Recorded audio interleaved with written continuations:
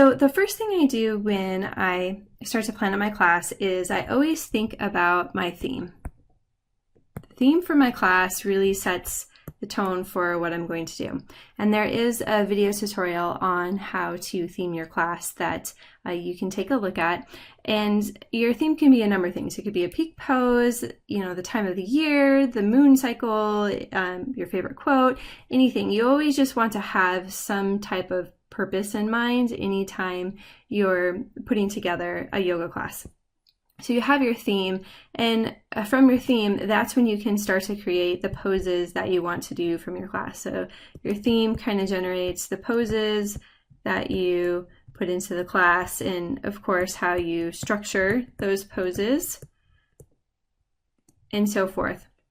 So when I listed those two poses, just two random poses, and I'm like, what are two poses that are completely different than one another? And let's have some fun to see if we can put them in a sequence and have it be a good one.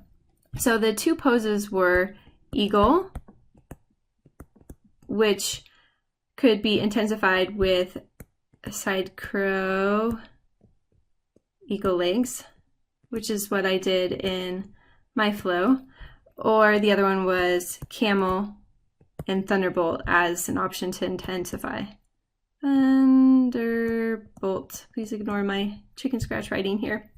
Okay, so when I looked at these two poses, I thought, okay, what are these two poses trying to accomplish? Well, eagle pose is really working on balance.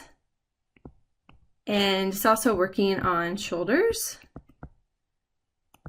And it's also closing off the front of the body. Closing front body. Now camel pose, what is the purpose of camel pose? What is that doing to benefit the body? Well, it's opening the front of the body. Front body.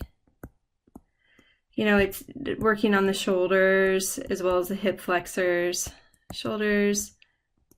I'll just put hips for short, hip flexors.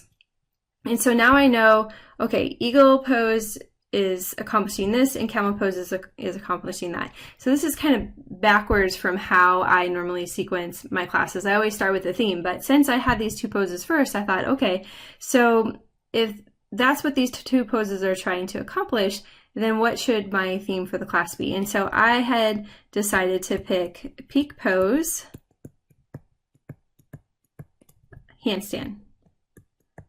I did handstand as my peak pose. Handstand. And so how did I sequence my class? So the flow that I posted, I wrote it down here because I've done a few since then. It was down dog to camel to forward fold. And then you came up with a straight leg through Ititahasa Padangusthasana. So straight leg, balance. I'll just put straight leg. And then what did I do from there? Oh, warrior 3. So then I went to warrior 3. And then I did star. And then it was the side lunge, Skandasana. Side lunge. Then I did wild thing. Woo! Totally out of the ordinary. And then I went to pigeon, back of mat. And then to 3-leg down dog. And then I did the side crow with eagle legs. Eagle legs. Okay, so let me change color here. So when I think about like all the poses that I'm going to do in a sequence, I know that handstand is going to be my peak pose. And so what is handstand doing? It's working on the shoulders. There's a lot of activation in the shoulders. There's a lot of activation in the back of the thighs. There's activation in the core. And you also need to lengthen the back of the thighs too, because if you don't have the flexibility, then you just have to work a little harder, right, to get up into handstand.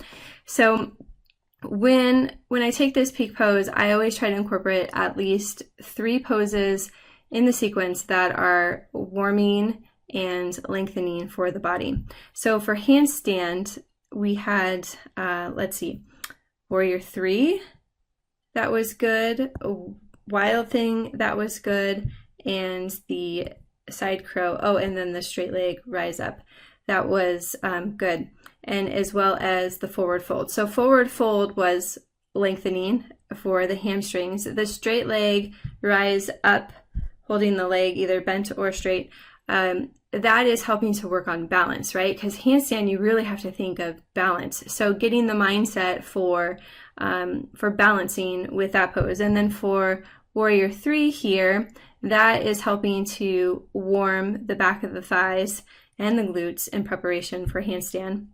Wild Thing worked on the shoulder. So it was putting a lot of weight on the shoulder because that's what you do in handstand. You put a lot of weight on the shoulder. And then the side crow was just a balancing pose to help get the activation for the arms.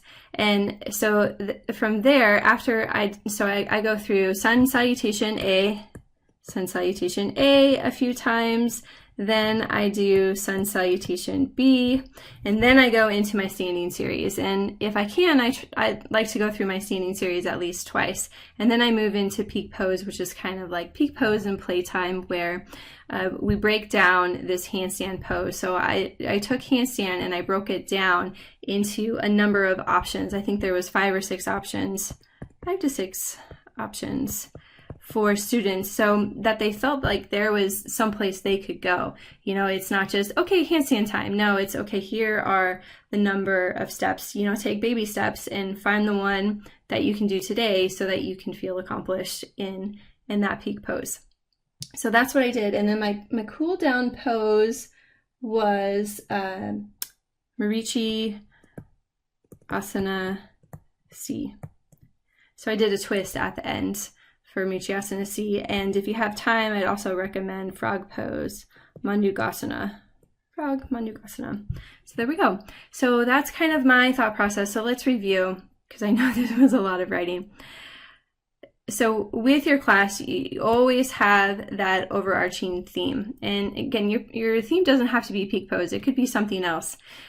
But with this game, we have just 2 random poses. So when you see those 2 random poses come through, think about, what is the end result from this pose? What is this pose offering the body? Is it warming? Is it lengthening? What part of the body is it focusing on? That way you can get an idea of how you're going to sequence your class from there, so you can have a balanced approach. Because when you also sequence your class, you don't want to have so many of the same poses in a row, because that could fatigue the body too quickly, and that could lead to all sorts of things, injury or imbalance when they go to the other side because they're already so tired from the other side. So you just want to make sure that you have a good combination and a good balance in your flow. So that is kind of my thought process for sequencing. I hope this is helpful for you when you see those 2 poses come through. Think about your theme, and then think about how you can create your sequence with those poses based on what those poses are offering the body. So, questions, happy to answer those for you. And again, have fun with the game. I'm so excited that we're doing this. Thanks again, Sherry, for your recommendation with this game. I can't wait to see some more of those sequences come through. Until next time, namaste.